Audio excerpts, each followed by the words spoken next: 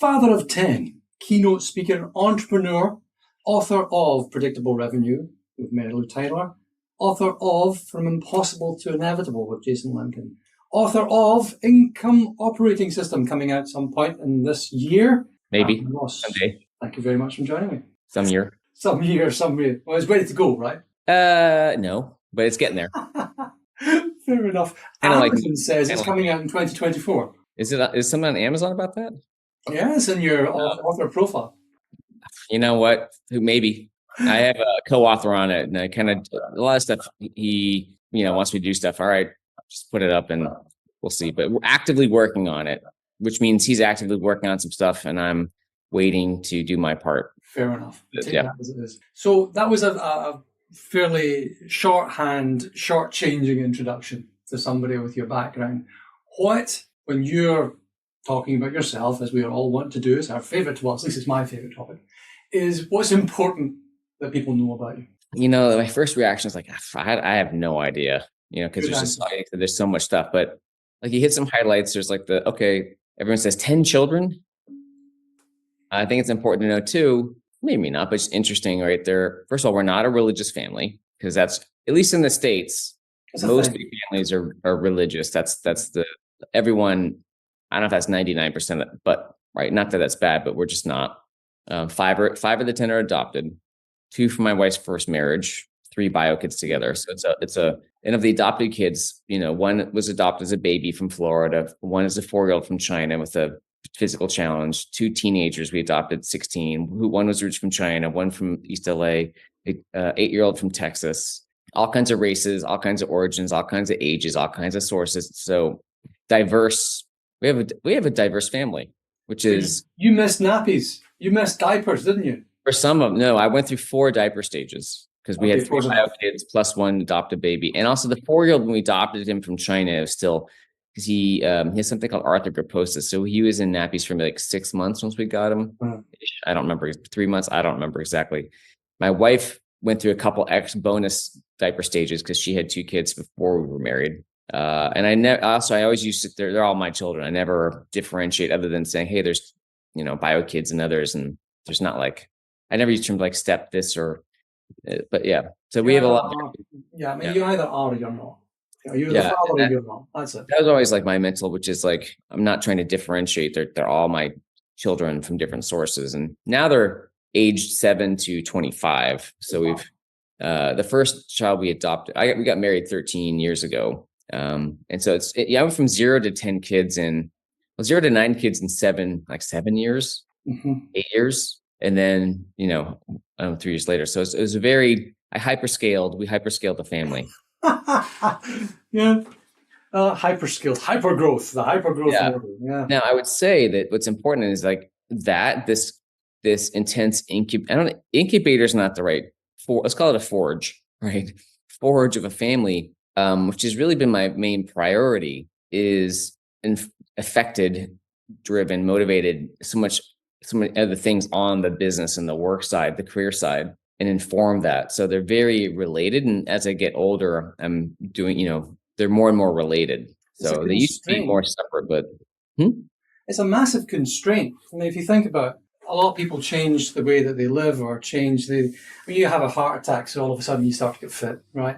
Or you lose your job, so then you start to become an entrepreneur and you start, Burger King or whatever it was. And in your case, you've got 7, 8, 9, 10 kids. So, Aaron, yes, darling, get a better job, make more money, buy a bigger house. Yes, darling. Yeah, I had a lot of that. But I think that was, if people ask me in the past, like, how did I, create, be successful and make a lot of money? Because I made, 10 years, I had to make a lot of money. So I made like 8 figures income. And, I was motivated because I had kids. So, I'd done a lot, I worked at Salesforce and created the new sales system there. I was very successful intellectually wise, not financially, but, career wise to start at Salesforce when it was a small company. And I wrote the book Predictable Revenue about that.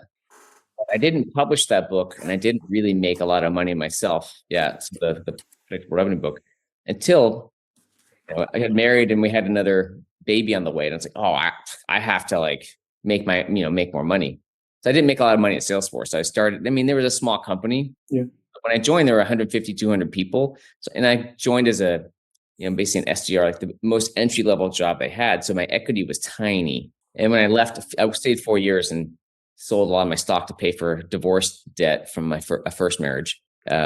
So, it wasn't when I had kids. So got married. There was 2 kids already, sort of like 4 and 6 or 5 and 7 at that time. And then we had a baby on the way pretty quickly. I was like, I gotta publish the book and get a partner and raise prices and consult seriously and nail my niche. Because up to that point, I resisted doing sales consulting because I just didn't want. So kind of that constraint of having a family and having to provide really made me kind of laser focus on what did I need to do to make the most money with the most time efficiency. Mm-hmm. Right. Because I was in this episode, I had the constraint of had not only a couple kids plus a baby on the way, and we had to get a bigger place and so on. And then the other constraint was I was like, I learned years before just working. I had this thing, I don't want to work more than 20, 25 hours a week because, I would get more things done if I worked more hours, but I would just lose sight of kind of like a bigger picture, these bigger ideas like breakthroughs. So it's like, how can I make hundreds, mid to high 6 figures working 20 hours a week to support a family? And I was I want to be very active. Am a very active parent, not just the driving and changing the diapers and making food and playing and all the things. Yeah. I mean, you have this lovely little clip. I saw it via the Impossible to Inevitable book. And there's a resource page that comes with the book. And there's a little clip in there on YouTube from you. And it's a day in Aaron's life. Yeah. And it's this 12, 15-hour day from dawn till dusk. And it's all childcare, all of it.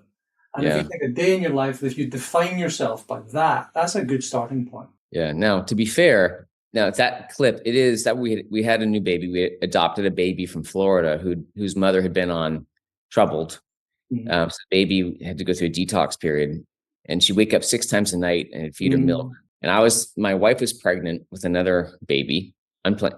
Only 3 of our babies were planned, which was 1 biological and 2 adopted were planned. The rest kind of just happened or came to us. But that day, the clip you're talking about, so yeah, it's probably 2 or 3 or 4 minutes. And it's just, wake up and breakfast and, dance classes and playing and so on and at night, I think it's like 11:30. I'm like dancing a baby. And to be fair, like I probably had like 1 or 2 work calls, which are pretty boring. And it probably can't really, it's hard to capture.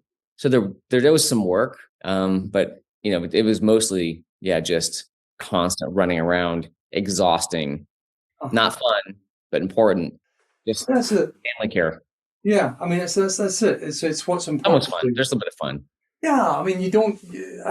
I find sometimes that the fun comes after you actually realize that. Hang on, that was actually quite fun. Yeah, well, it wasn't fun at the moment, but it's on reflection that that's That's joyful. It's not fun. It's not happy, but it's joyful. It's different. Well, it's weird. Like one thing that's I think important, to me, if I step back, especially having seen the changes in the world and technology I'm 52, and not just the sales world, but just, and I have like a range of kids and I see kind of what they're dealing with. And, my belief is that emotional intelligence will be one of the defining, call it a skill, whatever you want to call it, like things that you will need to be successful in life, both in order to like make money, but also have a life you enjoy and navigate the complexity and the anxiety and the confusion and the overwhelm. And one thing I've learned is that feelings a lot more, to me, I feel like a lot more complicated and layered than I grew up with. If I think about growing up, there's kind of like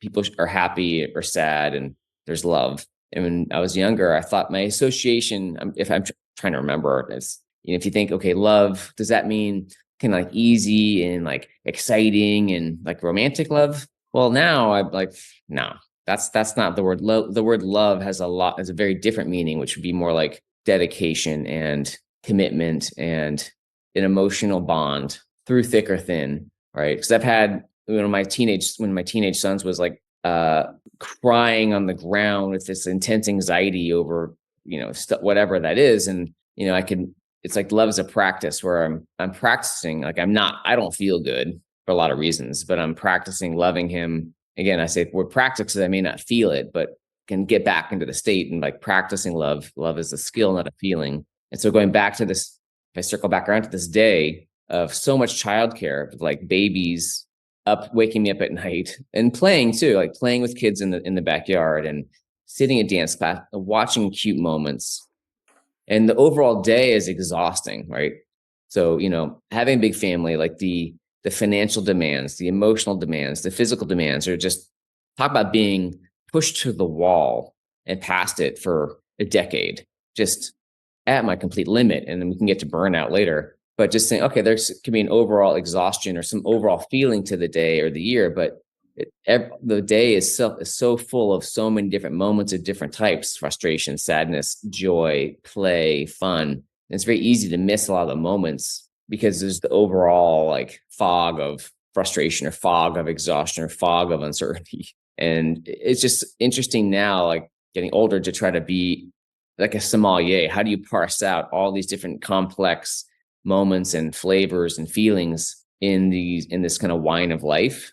Because they're all there. And they're so easy to miss when you're younger and you're just like, oh, I'm happy or I'm sad or I'm anxious. And you just miss so many other things. There's a few things in what you've said there I think you want to unpack. And you said you're 52. I turned 50 this year. And there's the idea that as we get to about this point in midlife and you start to look for your second wind, almost, it's, well, I've got all this behind me. Oh, I'm just going downhill towards death now. That's it. I'm done. Well, no, what are you going to do with this? What you do with this?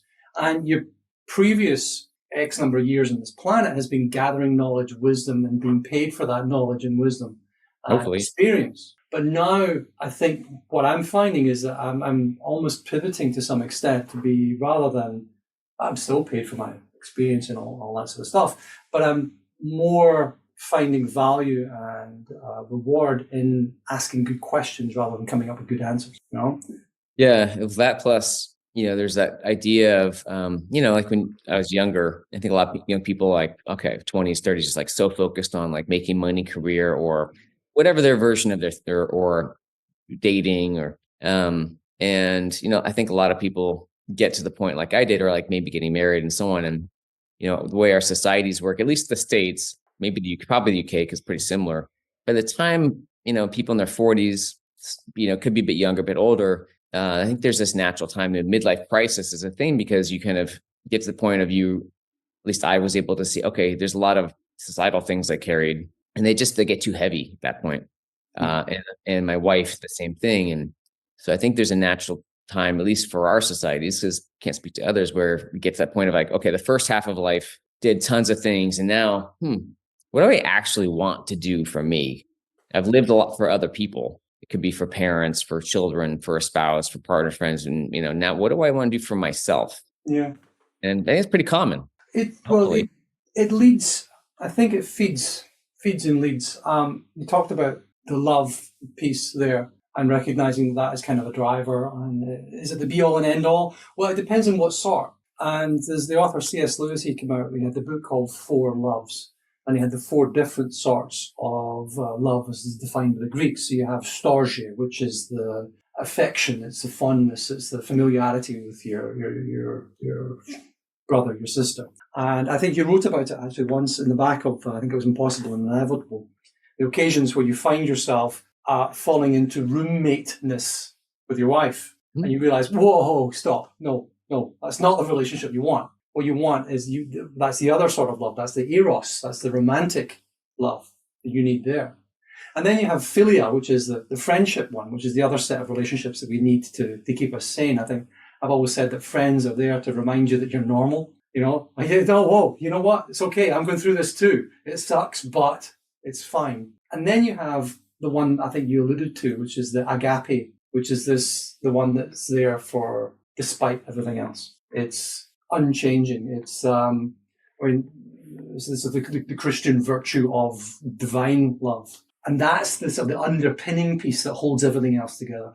And that's when you're talking about going off and finding yourself. You're talking about going off and doing what matters to you and being I think valuable. Also, and loving your family or people close to you, the practice. I call it practicing regardless of how they're treating you. It's with the kids, I could love my wife. Like lots of my wife or my family can be mean to me or each other by intention or habit. Omission. Yeah. And it's one, loving them could be the way I feel about them. It doesn't mean that I'm like, I can allow them to, there's weird thing about boundaries, right? I can love someone and see that they're have a habit or like a thing or like it's either children, right? One of my 8-year-old's like, Dad, I hate you. And it's like, I love you, I love her. And I can tell her that. And it doesn't bother me. Yeah. For some people, it does bother me, but it's easier with some kids or some people. It's like, I just see this as like a thing, like a habit or a way that they're expressing something. They don't know how to express what they're really trying to say and not take it personally. Yeah. I find it more challenging when it's somebody who you expect, and maybe that's just a miss of setting of expectation. Where they use the word expect. Yeah. So I would expect, or I assume, I ask out of you and me, I assume that you have greater capabilities of expression of self-awareness than you evidently do. And you've just said something quite hurtful to me. And I'm thinking, actually, do you mean that? Or are you just kind of emotionally illiterate? And you talked about emotional intelligence there. And if it's somebody my age, I'm expecting that you've worked out what life is by this point. And if you haven't, okay, do I have the energy to try and help you discover this or not? Because where are you in this journey, frankly? Yeah. And, again, I don't know how many people who listen to this would be actively managing teams, younger people, younger generations. Most, I think. Yeah. Having families. It's very easy, again, learning through experience. We have a lot of different kids, a lot of different temperaments, to be judgmental, to again make assumptions, to be frustrated, and we're going to be. But having you can call it empathy or maybe intuition. It's like the understanding, like the emotional intelligence of, at least for us, like having so many kids for so long, so many sources. I think I've seen a lot more variety of states of being. And so it gets easier to kind of say, okay, someone is acting out, and to kind of be able to understand them a bit more, and try, rather than to kind of force them, assume they should be a certain way and do a certain thing because I want them to. It's like working with them to come up with, it could be like in cleaning a room, walking a dog, right? Someone doesn't want to do it. And sometimes I might understand, okay, there's some tasks they don't want to do. And they might have a good reason. They're sick, or they didn't get enough sleep, or sometimes they just don't want to do it. And working out with them to know at least when is it something you just need to do it, and when just to just keep it that, when to have a chat about it, right? When you just, here's the law, when to have a chat, when to like give them some space. I think we love to have simple rules. Just have them do this, whether it's like salespeople or kids, and because simplicity feels satisfying. I know I don't have to figure out this difficult situation. I just have a rule to follow. Rules should be more guidelines, and I think this is going to be the nature of the future, rather than like arbitrary rules that seem to make a lot of companies that worked in the past. Just rules are rules. You follow the rules. People are growing up in a bit more complex time. They're going to challenge the rules. Like, why is this even a rule? And want to talk about it. And so it's kind of for yourself. It's for leaders knowing, again, when to lay down the law, when to have a chat, when to let someone do it, and kind of looking for the best outcome of the team that way. So I feel like it's going to be a bit more, of a complex swim with teams in the future, because then also have people in person, you have people who are remote, different. There's just more variety in the future of all kinds. And so simple rules aren't often going to work as well as they used to. And we have to be prepared to have a bit more negotiation over how we work together and how we get to results together, and whether that's with your team or whether it's with your superiors or whether it's with customers. Again, going back, and I'm not harping in your age because we're very similar, but I think there's an element to that of experience. And as you said, you've experienced lots of different types of kids. And in your 52 years on Earth, you've experienced and worked with lots of different types of people. And you can look at certain types of behavior or responses to stimuli and say, that's because, or that could be because, so therefore, I'm not going to yell at them and chuck a shoe in their head. I'm actually going to try and work it out. Or as you said, in this case, I'm going to lay down the law. And you make that judgment call. Yep. The thread, I think, that comes from that to something else that you've spoken or written about is, I think, the understanding of cyclicality and rhythms and outcomes in that most stuff you can work out as you go. And one of your points is, you mentioned the non-linear way of living. Now, you wrote a book called Predictable Revenue, and from impossible to inevitable. Okay, so in the impossibility turned into inevitability. You're creating something out of nothing. You're driving intentionality and deliberateness out of the chaos of life because you know it can be done. Because you know that if you jump in feet first, you'll suss it out. You'll work out. You'll bob to the top of the fast-flowing river and raft your way down into the shallows and paddle to the edge, and out you'll come, soaking but successful. Yep. How does constraints feed into that doing what feels right? Yeah, well, I think that starts through that. A lot of things that worked for me in life, whether it was, starting a business, which failed, but that led, this good news, bad news story. I think it's really from China, right? I heard it from a kid's podcast, but, the short answer is, there's a village, right? There's a man who lives there with his son. And one day a wild horse just appears and like, oh, great. We get basically free horse. The son says that. And the old man says, good news, bad news, who can say? And the next day the son was riding the horse and he falls off and breaks his arm. This is horrible. And the father says, good news, bad news, who can say? And then the next week, the local warlord came through recruiting, basically taking men to go off to war. And they left the son because his arm was broken. It's kind of good news, bad news, you can say. The whole point is like things happen and, we love to think, oh, this is good news or bad news, but sometimes we don't know where this thing will lead to. And we think we can predict the future, which we can't. No. It's an illusion. So a lot of, going back to like having my business fail led me to join sales. Like I needed to learn sales. Okay, I'll get a job at Salesforce. And that led to a great success there. All right. Which then led me to leaving Salesforce to kind of, do other things, got married. But a lot of what's led me to do things is something feels right or interesting and I want to do it. And it may not make logical sense, right? Starting a business, that made sense. Like I want to do it, made sense. Getting a sales job at Salesforce, so entry-level job, that actually, if I wanted to do it, and it made sense to me because I wanted to learn that skill, but not sense to a lot of people because I went from being CEO of some internet company, or you call it a young CEO, to entry-level, sales job. A lot of people, their ego, or I didn't let my ego stop me, but, getting married and having 3 kids, but then adopting. And adoptions, let's talk financially. Adoptions can be $40,000 or a few thousand, depending on the source. And then we always had kids or adopted and then made the money work later, right? Did we ever have enough money to kind of like have the next kid or adopt the next kid? No. So it's always like, this feels right. Do we have we adopted a kid from China who's now, when he was 4, now he's 15, or this baby from Florida, or older kids. Like, do we have a big enough house? No. Do we need to get a bigger house? Yes. Do we need to pay for the adoption? Yes. Do we have that money? No. But we'll just work it out. So like an example was like literally, 2016, I think it was, we were paying for an adoption, and we knew it was really important, and we didn't have the money for the last fee. And so we figured, we need $11,000 to like pay this last bit. And we figured out, we just got $11,000 on the dot by pawning my wife's jewelry, right? To get the cash and like send this last fee off. And so we were always figuring out financially, especially how to like make the family work, whether it was like by making money sometimes, using debt a lot of times, pushing out bills a lot of times.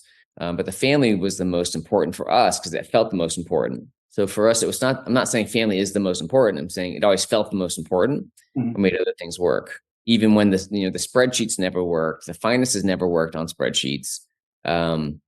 Logically in our families, like, what the hell are you doing? Like, it makes no sense. You're having another baby, you're adopting another this, or what are you doing? But that was always just what felt right. Or moving to Europe, because we moved from Los Angeles to Edinburgh in January 2020, or going back to career, I was famous in my niche around sales consulting and made a lot of money doing it. Again, like 8 figures, and my books probably drove like 50 million to my businesses over since 2011-ish. I made like 10 million out of that, which all went into the family in different forms, or a house. But I was just like so sick of that business, and the partner I was in, I couldn't work with him. I was like, I just can't do this anymore, and I'll have to figure out the money, everything separately. I couldn't go. Now, logically, actually, in that space of it was outbound prospecting, outbound training, outbound outsourcing.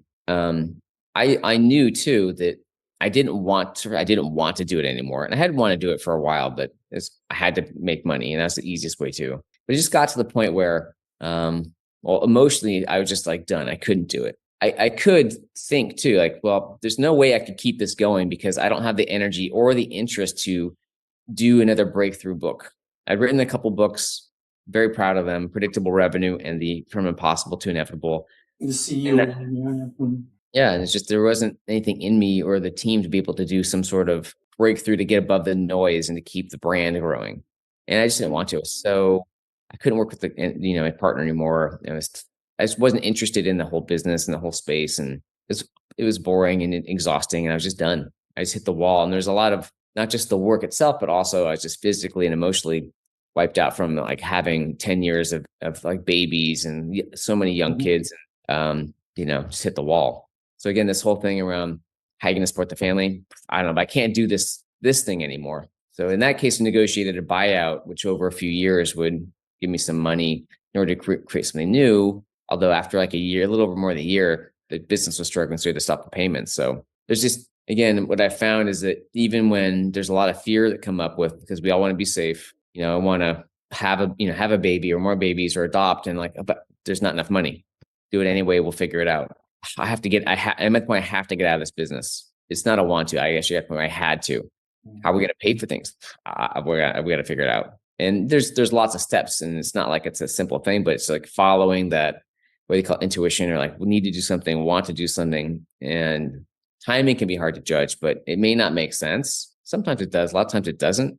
And still doing it, like that's really the thing I think has paid off, both with career, family, happiness, everything for me. One of the things. So you jump in feet first and work it out later. Now, I've got a very good friend of mine who is as free as spirit. He does 5-stage dancing. He's super wonderful, wonderful guy. And he says, quite surprisingly, given when you see him from the outside, he says that it takes an awful lot of discipline to be a free spirit. It takes an awful lot of work. Now, you talk about, you have this constraint, you don't want to work more than 20, 25 hours. What do you think? The word, so people, I just have I'm going to be nitpicky because the word discipline. Yeah. Like, look up the definition of the word discipline. Mm-hmm. Actually, if you do it, I could probably. I'm going to do it right now. You keep telling me. Yeah, if you could do it, yeah. All right. And I don't know how much this really matters, but I think the word discipline, but to me, it implies. Here we go. Controlled behavior resulting from disciplinary training, self-control. Control obtained by enforcing compliance or order. The self-control gained by requiring rules or orders be obeyed. And this is self-control. Yeah, there's a lot of this which I think implies doing things you don't want to do. Again, there's like the enforcement of rules, which I prefer the word determination, which is more around when you're really determined to do something, you're not forcing yourself to do stuff you don't want to do because it's part of the rules. Like discipline or disciplining, I think to me just has, I think a lot of people like that word because there's in the online, people like this idea of there's some punishment or penalty to get what you want. You need to, kind of be punished or, be penalized. And people who aren't getting what they want need to be punished more. There's this weird, I don't know, determination, I think for me works a lot. I'm very determined in certain things and a few things where I'm very determined about creating a family that has strong bonds within itself, and very determined to be right now to find work that I really like to do for the sake of the work itself and to make even more money at that. So there is, again, discipline, again, maybe splitting hairs to some extent, but I do feel words are important. Words are important. Yeah. Yeah. So determination is if I want to physically feel good, I'm determined to do that. Yeah, I'll get up sometimes earlier, sometimes go, whatever. I'll do what I need to do, which is different than discipline, which, again, to me feels like you're not even doing what you wanted to do. You're just doing things you're being I don't know. It doesn't feel as helpful to me in aligning with like who you are, what you actually want to do and how you're going to do it. Firmness of purpose and resolve. There we go. Firmness, yeah, kind of doing what you need to do and want to, doing what you need to do to get what you want, I guess is similar but different. And I think, I think the word discipline too, because there's so much in society and growing up around people need to obey rules that others set. Yes. That's where it usually comes from, is I think more so, versus I'm going to set rules that for myself that I'm going to follow. That's my take on it, however. I mean, my take is that discipline is actually self-discipline. It's, I don't want to drift. I want to go in a certain direction. And in order for me to go in a certain direction, I have to do things consistently. I have to keep on doing things that will eventually get somewhere I want to go. Yeah. I think, look, I think it's too, like finding some version that feels right to you, that feels helpful. Yeah. Whatever the wordplay is. Yeah, fair enough. To me, also discipline a bit. I've lived for quite a while in a space where it feels, and sometimes is, impossible to have regularity in almost anything.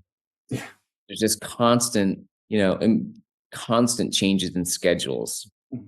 Kid gets sick, school starts, school stops, kids are back, doctor's appointment. Oh, you can only get this, this other appointment. It drives me insane sometimes. And there's some periods of some regularity, but so it's almost like discipline for me. I feel like I got to the point where I never use that word anyway, but doesn't feel helpful, because I kind of feel like I need that along some sort of schedule where it tied to me, feels a bit usually tied to some sort of schedule regularity, versus determination, where I'm going to, regardless of what's happening here, I'm going to find some way through. That I think I resonate more with. So if you're finding some way through, you were burnt out, you're finding, I use the word burnt out, you didn't, but you're at an end of your previous totally. What are you doing now? What are you determined to do now? Because you have something about helping people write books. So the way I describe it is, I think it's important. A bit of the story is, we have a big family. I've made a lot of money, but we still need to make money. Right? Huge. It's like the bills are crazy. So it's not like I can afford to not work and it's 2021. So it's been about 3 years when this buyout. So I left my prior business, which was really almost all the money I was making. And so most of the money has been through consulting. So maybe 5 or 10% was, so if it's like over a bit more than a decade, let's call it like a dozen years, it's called like $10 million. And like, may say rounding up, like $1 million, maybe from royalties, and maybe $1 million from speaking, and a couple million from like, equity advisory, and like 6 or something from consulting, stuff from consulting or the business, some salary. And to see most of that disappear is difficult, but the golden handcuffs, but like I was just dead. It was just physically make me sick thinking about going back to that type of work. I'm actually doing sales consulting in that business, and even hands-on consulting, right? Because there's a backstory. So walking away, all right, I'll get a buyout to be a few years to kind of recreate something, then that stops. So there's been a scramble for a couple of years financially. There's always a scramble, but even more so between, again, some projects to come up, or some family. So help from my family, from, again, like sometimes it's like just not paying bills or debt, or all kinds of creative sources to get through this period while I figure out, like, what do I want to do? Because my whole thing is like, I need to find work. I need to find work that I like to do for the work itself. Yeah. What is that? So I started out with saying, I have no idea what I want to do. And I thought about this for years, but again, I was just so exhausted and so at the wall. I just had zero space or energy to even think about that beyond like the next, it's always, there's like just so much, like the family, the bills, the consulting work. So, it took me some time, but okay, after maybe a few months or a year, I was like, okay, I know now I want to write more. I'm working on new books, speaking. I have actually a lot of speaking this year in Brazil, funny enough.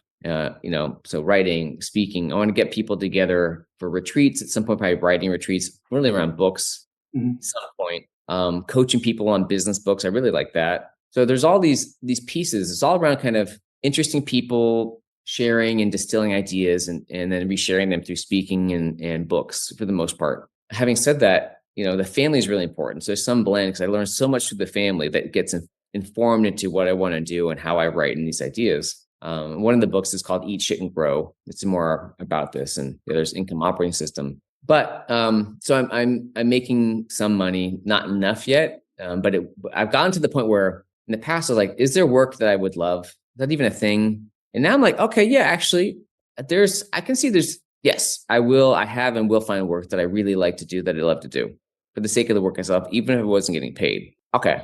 Can I make as much or more money at that than I used to? Or do I have to trade off? Is there work I love, but don't make much money, or but I can find work that I love and I make as much or more that I used to? And I was like, yeah, I don't know exactly what I'm going to do or how I'm going to do it or how long it'll take, but now I'm like, I know it's going to happen. I don't exactly know the details, but it's going to happen. So that's where I am. And I do believe there's this weird, I'll have these knowings. And for years I've felt like, okay, I'll probably found some unicorn type, co-found some kind of company that's really fast growing. And I don't think that's because I necessarily want to, but I think that's going to happen. It's just a weird thing in life where I don't know if you believe in higher power, I for sure do now at this point, but having a big family and so much chaos and uncertainty, there's kind of these times where it's like, okay, I don't know what's going to happen, or I don't know this. And other times, like, okay, I now I have a belief or some feeling I can't quite explain. And I've kind of gone into that zone now of things are on there. We've gone through the hardest part around, at least work wise, like not knowing this and leaving the other stuff. And now I got clues. Now I got Lego pieces and it's not together yet. I haven't built the castle or the plane, but I've got a lot of the pieces and it's going to happen. That's the best way I can explain it. That's where it is. It's like you're assembling a whole stack of talent, and you've got the whole stack of talent, and surrounding that is a whole mess of opportunity. And if you've got the talent and the opportunity, then all it takes is time. Yeah, and I think too, a lot of this is this radar, this feeling for like, what do I actually want to do? What do I like to do? Because in the past, yeah, I mean, mentally, it wouldn't be that hard to say, okay, let's start a SaaS company, some company, and do this, that, and the other. And yeah, it's not saying it's easy, but I don't want to do that. And I'll give you an example in this space where I really need to find work that I like to do because of the work itself. Writing is a bit tricky because the act of writing doesn't always feel good. Sometimes it does, sometimes it doesn't, but I like having written. I think there's famous people have talked about this a lot. But like coaching is an interesting one, book coaching, because I remember I was talking to people about book coaching, and I was trading messages on LinkedIn with some people around like their ideas and get feedback. And I was like, I liked it. I was having fun doing it. Right? I really like that. I like meeting with people and talking about ideas. And so I get some energy from that. And I can tell there's like, kind of like certain kinds of sales consulting or other kinds of work, or like even online, like social posting. Like, I just don't like that. These are sometimes I might do it because I feel like I have to, but I just don't like it. And like, I need to focus on most of how kind of work do I actually like to do? What work I would pay to do? How can I have more of that? And all the stuff that it drains me, that's not interesting and feels obligatory, not do, or get someone else to do it for me. And I'm still sorting through with that. It's like it's like, I call it the labyrinth, because this is the basis of a new keynote I'm doing, because I can't see past the next turn, which really every day is a different day. I can't see past like today. I don't know where it's going. As long as I make the right turn for today, what feels right. Sometimes I get clues around, like, oh, that is like an interesting thing, or I have a talk, I got to put together a new talk, so I'm still like gathering these things, but there's no vision for where this is going other than the feelings. So in other words, my goals are not financial goals, or this. It's like the feeling. My goal is to really enjoy the work I've got for the most part. Yeah, okay, that's not all going to be ponies and roses, but to be feeling to like the work and the people I'm working with, and to make a lot, more money at that than I was before. That's my goal. And I don't use a spreadsheet and there's not like by 3 months I'll do X, Y, and Z, and by 12 months I don't do any of that shit. Never really did. Sometimes, but it just never really worked. So yeah, that's the radar. It's just feelings, really. Well, I think there's a lovely thing that, a feeling is an emotion, and emotion comes from